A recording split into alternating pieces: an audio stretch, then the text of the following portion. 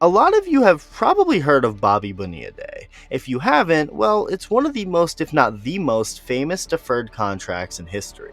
A deferred contract in baseball is when the team and player agree to lessen the amount of money per year earlier in the contract, and set it up so the player continues to get money even after his career is over. Far over. It can be pretty smart considering you lessen the amount of money to the player while he's playing so it doesn't have to make as much of a dent into the luxury tax, but it can also get pretty annoying. Bobby Bonilla's deal is this. After the Mets released Bonilla back in 2000, the team still owed him $5.9 million. In an effort to avoid paying him that at the time, they agreed to pay Bonilla $1.19 million every year on July 1st for 25 straight years starting in 2011. So July 1st has pretty much become a national holiday. Bobby Bonilla Day, where this man who hasn't played in the game since 2001 is still getting a check from the Mets until 2035, when he will be over 70 years old. Bonilla's may be the most famous, or infamous, depending on how you look at it, deferred contracts in baseball history. But the reality is that other teams also have deferred contracts with players as well, arguably even worse than the Bonilla situation. Before I get any further, make sure to hit that subscribe button if you haven't already. Over 75% of my watch time has been from people who aren't subscribed, so hit that button along with the bell for post notifications. Okay, back to the video. Chris Davis' contract with the Baltimore Orioles is now looked at as one of the worst contracts of all time, deservingly so. Davis was a really good power hitter, struck out a whole lot, and was never a huge on-base guy, relying on the long ball for production. The Orioles somehow thought it was a good idea to give him $161 million over 7 years back before the 2016 season.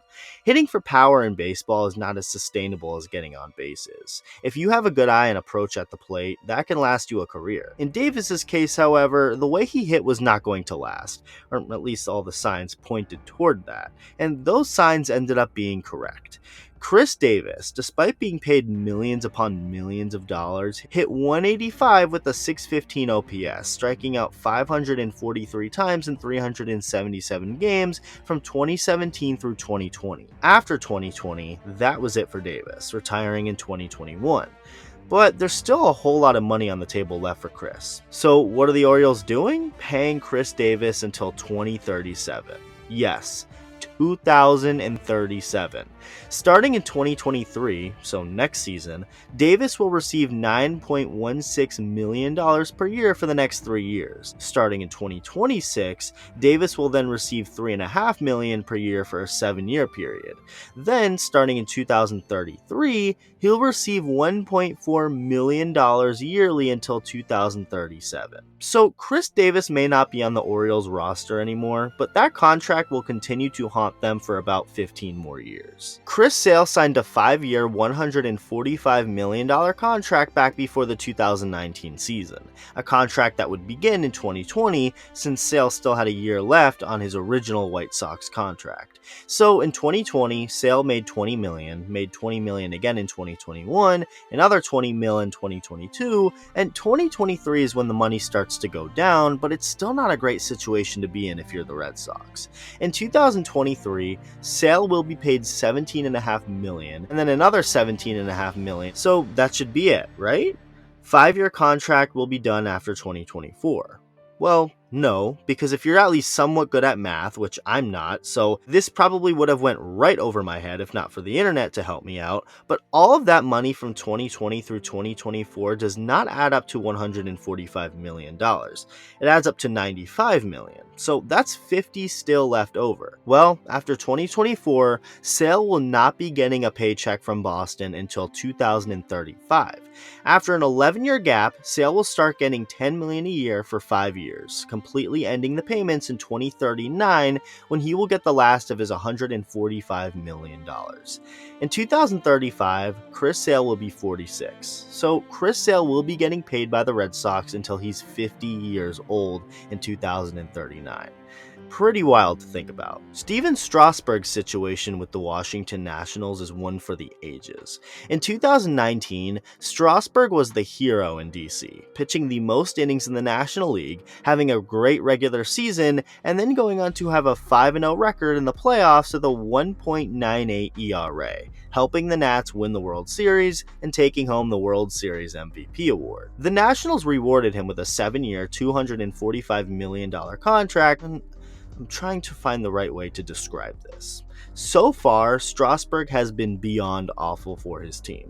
Like, he's either been hurt, which is the vast majority of the time, or he's been getting crushed on the mound. He just simply hasn't been healthy. That's the biggest issue with Strasburg. In his first 3 years of his new contract, Steven Strasburg has thrown 31 1/3 innings, giving up 24 runs on 32 hits, 6 of which were home runs. That all equates to a 6.89 ERA, and again, just barely over 30 innings over 3 seasons.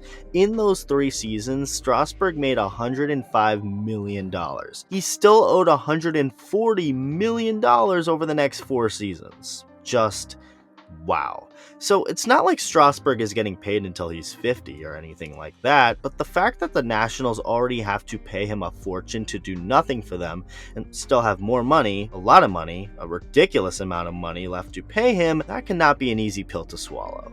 I'm rooting for Strauss to come back strong and pitch the way he used to, but man, this is looking real bad for really just the Nationals right now. Real bad. As far as some others, Chris Bryant signed a nice fat contract with the Colorado Rockies before the 2022 season, only to play in 42 games while getting paid $18 million.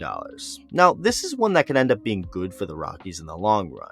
If Bryant stays healthy and produces at least close to the level he did in Chicago with the Cubs, it could be worth it, but that's all looked at as a big if right now. Another former Cub, Javier Baez, is a guy who shouldn't have ever been given what he was given by the Detroit Tigers.